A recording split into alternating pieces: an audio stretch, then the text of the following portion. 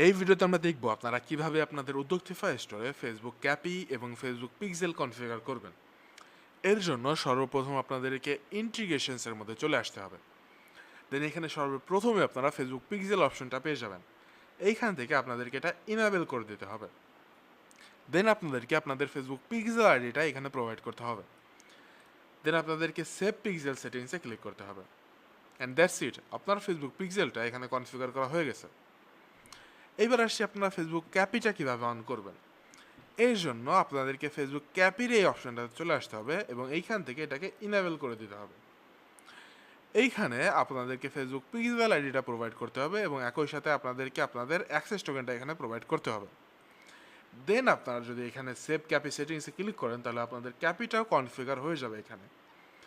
আপনারা যদি টেস্টের জন্য এটা ট্রাই করতে চান তাহলে আপনারা এখান থেকে ইনেবল টেস্ট মোডটা অন করে নেবেন এবং এইখানে আপনাদের টেস্ট ইভেন্ট কোডটা দিয়ে দেবেন।